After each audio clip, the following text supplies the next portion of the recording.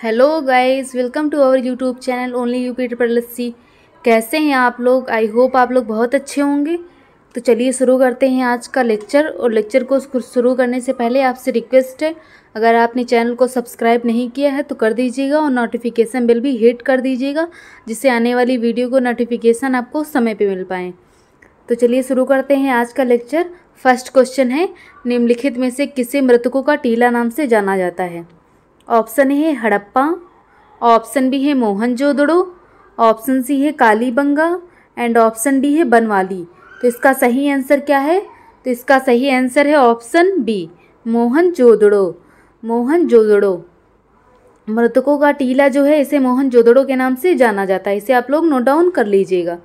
Question number 2 है, ऋग्वेद का प्रमुख देवता कौन है? ऑप्शन ए है मारुत, ऑप्शन बी है अग्नि, ऑप्शन सी है शक्ति एंड ऑप्शन डी है वरुण। तो ऋग्वेद के प्रमुख देवता कौन है?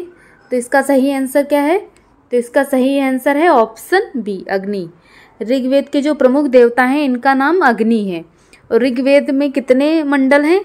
तो ऋग्वेद में 10 मंडल हैं। 10 मंडल हैं और 1028 सूक्त हैं। 10 मंडल हैं और 1028 सूक्त हैं। इसे आप लोग याद रखिएगा। और पूछा जाता है कि वेद कितने प्रकार के होते हैं, तो आप लोग ये भी जान लीजिए कि वेद कितने प्रकार के होते हैं। यहीं से आप लोगों का ये भी रिवीजन हो जाएगा। मैंने पहले लेक्चरों में ये सब बता चुकी हूँ मैं कि कितने वेद होते हैं, कौन से वेद में क्या है, लेकिन अभी मैं फिर से रिपीट कर देती हूँ जिससे आप लोगों का रिवीजन अच्छे से हो जाए। तो वेद जो हैं ये 4 प्रकार के होते हैं, ऋग्वेद, यजुर्वेद, सामवेद और अथर्ववेद। कितने प्रकार के होते हैं? 4 प्रकार के होते हैं। ऋग्वेद, यजुर्वेद, सामवेद और अथर्ववेद। 4 प्रकार के होते हैं, ऋग्वेद, यजुर्वेद, सामवेद, अथर्ववेद। जिसमें से सबसे प्राचीन वेद कौन सा है? तो यह है ऋग्वेद। ऋग्वेद जो है यह सबसे प्राचीन वेद है और ये इसमें 10 मंडल और 1028 सूक्त हैं। और यजुर्वेद जो है इसमें किसका अध्ययन किया जाता है? पूछा जाता है कि यजुर्वेद जो है इसमें किसका अध्ययन किया जाता है? तो इसमें गद्य और पद्य दोनों का अध्ययन किया जाता है, गद्य और पद्य दोनों का। सामवेद में, साम से आप लोग जानते ही होंगे संगीत हो गया, सामवेद में संगीत का अध्ययन किया जाता है। और अथर्ववेद में जड़ी बूटियों और टोटके जो होते हैं उनका अध्ययन किया जाता है। तो ऋग्वेद के प्रमुख देवता कौन है? ये हैं अग्नि। इसे आप लोग याद रखिएगा। ऋग्वेद के प्रमुख देवता अग्नि है। और वेद 4 प्रकार के होते हैं, ऋग्वेद, यजुर्वेद, सामवेद, अथर्ववेद। ऋग्वेद सबसे प्राचीन वेद है। इसमें जो है अग्नि की पूजा की जाती है। और ऋग्वेद में 10 मंडल 1028 सूक्त हैं। यजुर्वेद में गद्य और पद्य का अध्ययन किया जाता है। सामवेद में संगीत का अध्ययन किया जाता है। अथर्ववेद में जड़ी बूटियों और टोटके का अध्ययन किया जाता है। इसे आप लोग नोट डाउन कर लीजिएगा। और इसका अगर आपको PDF चाहिए तो वीडियो को डिस्क्रिप्शन बॉक्स में मिल जाएगा आपको, तो वहाँ से आप लोग टेलीग्राम चैनल को ज्वाइन कर सकते हैं। वहाँ पे आपको MCQ और GS के MCQ और ये PDF भी मिल जाएगा। आप लोगों को इससे प्रिपरेशन बहुत अच्छी हो जाएगी। तो टेलीग्राम चैनल ज़रूर ज्वाइन कर लीजिएगा। क्वेश्चन नंबर 3 है, महावीर का जन्म कहाँ हुआ था? ऑप्शन ए है सारनाथ में, ऑप्शन बी है लुम्बिनी में, ऑप्शन सी है कुंडग्राम जिसे वैशाली कहते हैं एंड ऑप्शन डी है नालंदा में। तो इसका सही आंसर क्या है? तो इसका सही आंसर है ऑप्शन सी, कुंडग्राम वैशाली में। महावीर का जो जन्म है यह कुंडग्राम वैशाली में हुआ था। क्वेश्चन नंबर 4 है, दीवाने खैरात नामक एक अलग विभाग की स्थापना किसने की थी? दीवाने खैरात जो है यह विभाग किसके शासनकाल में था? ऑप्शन ए है अकबर, ऑप्शन बी है मोहम्मद बिन तुगलक, ऑप्शन सी है Firoz Tughlaq and option D है शेरशाह। तो दीवाने खैरात नामक एक अलग विभाग किसके शासनकाल में था? तो इसका सही आंसर है ऑप्शन सी, फिरोज तुगलक। दीवाने खैरात नामक एक अलग विभाग जो है फिरोज शाह तुगलक के शासनकाल में था। इसे आप लोग नोट डाउन कर लीजिएगा। क्वेश्चन नंबर 5 है, इसमें किसका मकबरा कहाँ पे है? आप लोगों को इसको मिलाना है। ऑप्शन ए है बाबर का मकबरा कहाँ पे है? लाहौर में है या फिर कहाँ है? इसका सही आप लोग बताइएगा। अकबर का आगरा में, जहांगीर का काबुल में, शाहजहाँ का सिकंदरा में। तो इसका सही आंसर मिलाइए आप लोग। बाबर का मकबरा कहाँ पे है? तो बाबर का मकबरा जो है यह कहाँ पे है? तो यह है आगरा में। बाबर का मकबरा जो है यह आगरा में है।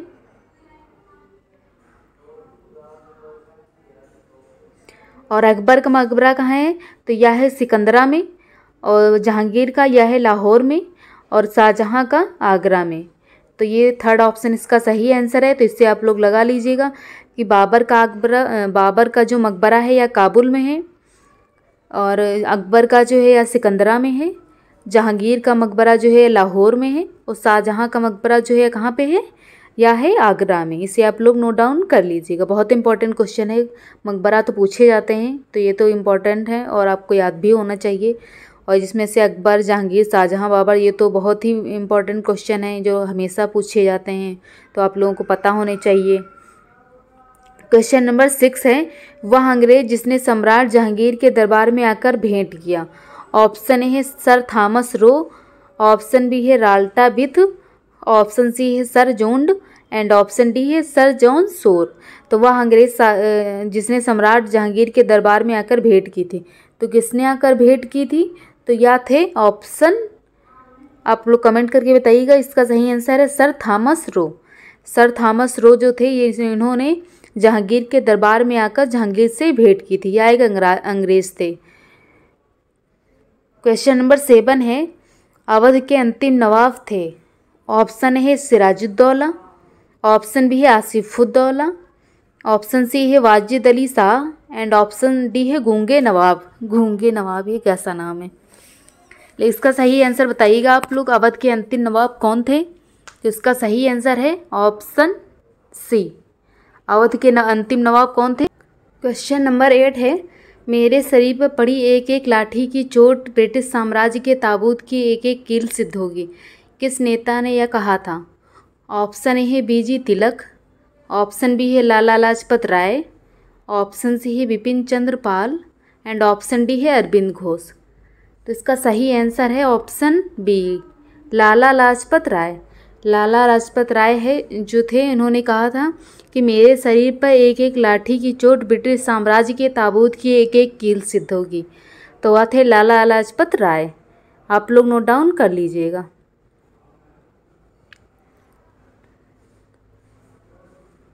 क्वेश्चन नंबर 9 है, स्वतंत्रता प्राप्ति के समय भारतीय राष्ट्रीय कांग्रेस का अध्यक्ष कौन था।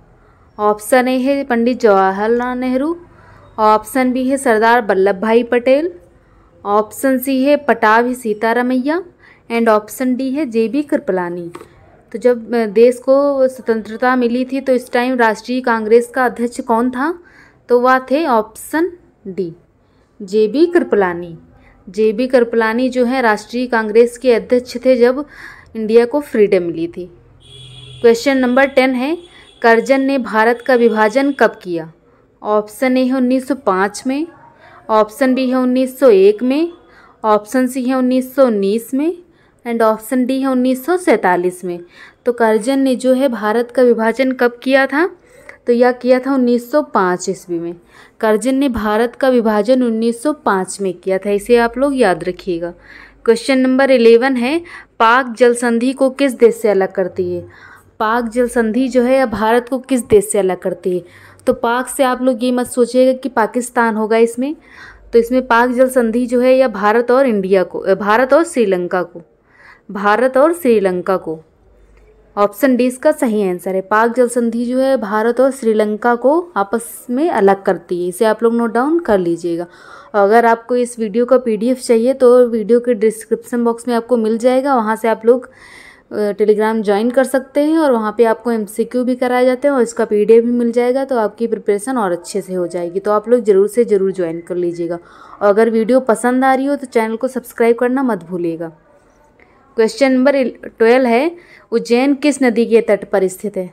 ऑप्शन ए है सरयू, ऑप्शन बी है क्षिप्रा, ऑप्शन सी है दिबांग, एंड ऑप्शन डी है सरस्वती। तो उज्जैन किस नदी के किनारे स्थित है, तो इसका सही आंसर है ऑप्शन बी, क्षिप्रा। अयोध्या सरयू नदी के किनारे है, और उज्जैन जो है यह क्षिप्रा नदी के किनारे है, क्षिप्रा नदी। क्वेश्चन नंबर 13 है, जिम कॉर्बेट राष्ट्रीय उद्यान भारत के किस राज्य में स्थित है। ऑप्शन ए है उत्तराखंड, ऑप्शन बी है राजस्थान, ऑप्शन सी है बिहार, एंड ऑप्शन डी है कर्नाटक। तो जिम कॉर्बेट राष्ट्रीय उद्यान कहाँ पे स्थित है, तो इसका सही आंसर है option A, Uttarakhand. Jim Corbett जो राष्ट्रीय उद्यान है यह भारत के उत्तराखंड में स्थित है, इसे आप लोग याद रखिएगा। क्वेश्चन नंबर 14 है, एम्स्टर्डम की राजधानी है।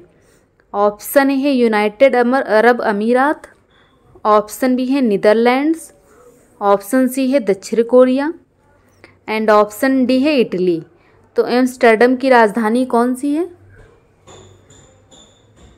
तो ऑप्शन बी नीदरलैंड्स। एम्स्टर्डम की राजधानी जो है नीदरलैंड्स है, इसे आप लोग याद रखिएगा। एम्स्टर्डम की राजधानी नीदरलैंड्स। क्वेश्चन नंबर 15 है, कौन से पर्वत एशिया को यूरोप से अलग करते हैं? ऑप्शन ए है हिमालय, ऑप्शन बी है एंडीज, ऑप्शन सी है यूराल एंड ऑप्शन डी है रॉकी पर्वत। तो इनमें से कौन सा पर्वत एशिया को यूरोप से अलग करता है? तो इसका सही आंसर है ऑप्शन सी यूराल। यूराल पर्वत जो है यह एशिया को यूरोप से अलग करता है। इसे बहुत इंपॉर्टेंट क्वेश्चन है, इसे आप लोग ज़रूर से ज़रूर याद रखिएगा या फिर नोट डाउन भी कर सकते हैं आप लोग। क्वेश्चन नंबर 16 है, जीएसटी काउंसिल की अध्यक्षता कौन करता है? ऑप्शन ए है आरबीआई गवर्नर, ऑप्शन बी है सेबी के अध्यक्ष, ऑप्शन सी है प्रधानमंत्री एंड ऑप्शन डी है केंद्रीय वित्त मंत्री। तो जीएसटी काउंसिल की अध्यक्षता कौन करता है? तो इसका सही आंसर है ऑप्शन डी केंद्रीय वित्त मंत्री। केंद्रीय वित्त मंत्री जो हैं ये जीएसटी काउंसिल की अध्यक्षता करते हैं। जीएसटी कब लागू हुआ था ये पूछा जाता है। तो 1 जुलाई 2017 को जीएसटी लागू हुआ था। और जीएसटी का फुल फॉर्म क्या है? तो जीएसटी का फुल फॉर्म है गुड्स एंड सर्विस टैक्स। इसे भी आप लोग नोट डाउन कर लीजिएगा। क्वेश्चन नंबर 17 है, वाणिज्यिक बैंकों का राष्ट्रीयकरण कब हुआ था? ऑप्शन ए है 1947 में, ऑप्शन बी है 1956 में, ऑप्शन सी है 1959 में एंड ऑप्शन डी है 1985 में। तो इसका सही आंसर क्या है? वाणिज्यिक बैंकों का राष्ट्रीयकरण कब हुआ था? तो यह हुआ था 1969। ऑप्शन सी इसका सही आंसर है। वाणिज्यिक बैंकों का जो राष्ट्रीयकरण हुआ था यह हुआ था 1969 में। क्वेश्चन नंबर 18 है, CRR का संक्षिप्त रूप क्या है?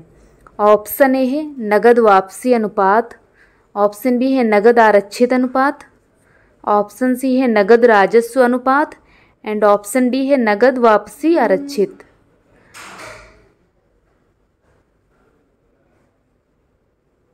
तो जो CRR है इसका फुल फॉर्म क्या है? तो इसका फुल फॉर्म है नगद आरक्षित अनुपात। इसे आप लोग नोट डाउन कर लीजिएगा। क्वेश्चन नंबर 19 है, प्रधानमंत्री जन धन योजना की शुरुआत किस वर्ष की गई थी? ऑप्शन ए है 2013 में, ऑप्शन बी है 2014 में, ऑप्शन बी है 2015 में एंड ऑप्शन डी है 2016 में। तो जो प्रधानमंत्री जन धन योजना है इसकी शुरुआत कब की गई थी? तो इसका सही आंसर है ऑप्शन बी 2014 में प्रधानमंत्री जन धन। क्वेश्चन नंबर 20 है, आर्थिक कार्यों के क्षेत्रक मुख्यतः कितने भागों में बटे हुए हैं? ऑप्शन ए है 1, ऑप्शन बी है 2, ऑप्शन सी है 3 एंड ऑप्शन डी है 4। तो आर्थिक कार्यों के जो क्षेत्रक है ये मुख्यतः कितने भागों में बटे हुए हैं? तो यह बटे हुए हैं 3 भागों में। जो आर्थिक कार्यों के क्षेत्रक हैं ये मुख्यतः 3 भागों में बटे हुए हैं। इसे आप लोग नोट डाउन कर लीजिएगा। क्वेश्चन नंबर 21 है, भारतीय संविधान की प्रस्तावना में किस प्रकार के न्याय की बात नहीं कही गई है? ऑप्शन ए है लोकतांत्रिक, ऑप्शन बी है सामाजिक, ऑप्शन सी है आर्थिक एंड ऑप्शन डी है राजनैतिक। तो भारतीय संविधान की प्रस्तावना में किस प्रकार के न्याय की बात नहीं की गई है? तो इसका सही आंसर है ऑप्शन ए लोकतांत्रिक। भारतीय संविधान की प्रस्तावना में जो है ये लोकतांत्रिक की बात नहीं कही गई है। क्वेश्चन नंबर 22 है, अभिव्यक्ति की स्वतंत्रता किस मौलिक अधिकार के अंतर्गत आती है? ऑप्शन ए है समता का अधिकार, ऑप्शन बी है स्वतंत्रता का अधिकार, ऑप्शन सी है संस्कृति का और शिक्षा संबंधी अधिकार एंड ऑप्शन डी है संवैधानिक उपचार का अधिकार।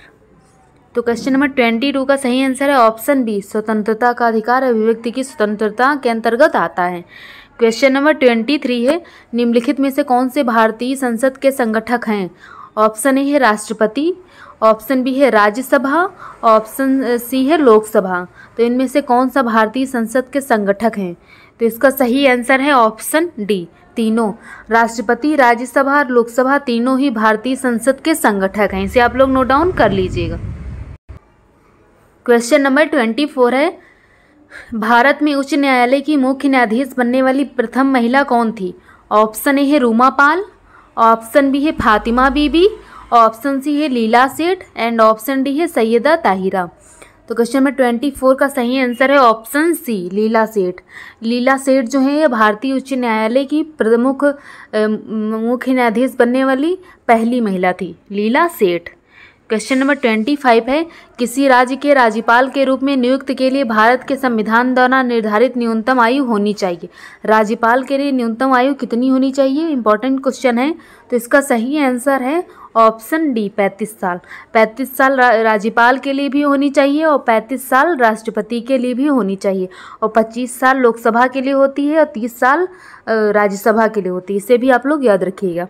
क्वेश्चन नंबर 26 है, जब किसी वस्तु को दो समानांतर समतल दर्पणों के बीच रखा जाता है तो बने हुए प्रतिबिंबों की संख्या कितनी होगी? ऑप्शन ए है 1, ऑप्शन बी है 2, ऑप्शन सी है 4 एंड ऑप्शन डी है अनंत। तो समानांतर समतल दर्पणों को जब बीच में रखा जाता है तो उनमें प्रतिबिंबों की संख्या कितनी होती है? तो इसका सही आंसर है ऑप्शन डी, इसका सही आंसर है अनंत होती है। दो समानांतर समतल दर्पणों के बीच रखा जाता है तो उनमें प्रतिबिंबों की संख्या जो होती है यहाँ अनंत होती है। क्वेश्चन नंबर 27 है, निम्नलिखित में से कौन सा अम्ल चींटी के डंक में पाया जाता है? ऑप्शन ए है मेथेनोइक अम्ल, ऑप्शन बी है टार्टरिक अम्ल, ऑप्शन सी है ऑक्सेलिक अम्ल एंड ऑप्शन डी है एस्टिक अम्ल। तो चींटी जब काटती है तो इसमें से कौन सा जो है अम्ल पाया जाता है? तो इसका सही आंसर है option A, option A methanoic अम्ल। मेथेनोइक अम्ल जो होता है चींटी के डंक में पाया जाता है। क्वेश्चन नंबर 28 है, निम्नलिखित में से किस अम्ल को अम्लों का राजा कहा जाता है? ऑप्शन ए है कार्बोनिक अम्ल, ऑप्शन बी है फास्फोरिक अम्ल, ऑप्शन सी है नाइट्रिक अम्ल एंड ऑप्शन डी है सल्फ्यूरिक अम्ल। तो क्वेश्चन नंबर 28 का सही आंसर है ऑप्शन डी, सल्फ्यूरिक अम्ल। सल्फ्यूरिक अम्ल को अम्लों का राजा कहा जाता है। क्वेश्चन नंबर 29 है, कवकों के अध्ययन को कहा जाता है? ऑप्शन ए है साइटोलॉजी, ऑप्शन बी है मायोलॉजी, ऑप्शन सी है माइकोलॉजी एंड ऑप्शन डी है न्यूरोलॉजी। तो कवकों के जो अध्ययन होता है इसको क्या कहा जाता है? तो इसका सही आंसर है ऑप्शन सी, माइकोलॉजी। कवकों के अध्ययन को जो है माइकोलॉजी कहा जाता है। क्वेश्चन नंबर 30 है, निम्नलिखित में से कौन सा जल में घुलनशील वाला विटामिन है? ऑप्शन ए, ऑप्शन बी है सी, ऑप्शन सी है के एंड ऑप्शन डी है डी। तो इसका सही आंसर है ऑप्शन बी, विटामिन सी जो होता है जल में घुलनशील होता है। बी, सी या जल में घुलनशील होते हैं और वसा में ए, डी, ई, के, ये 4 विटामिन जो होते हैं ये वसा में घुलनशील विटामिन होते हैं। इसे आप लोग नोट डाउन कर लीजिएगा। तो आज का लेक्चर यही ख़त्म होता है। अगर आपको लेक्चर पसंद आया हो तो वीडियो को लाइक कर दीजिएगा और शेयर कर दीजिएगा और चैनल को सब्सक्राइब करना मत भूलिएगा। मिलते हैं नेक्स्ट वीडियो में, तब तक के लिए बाय बाय।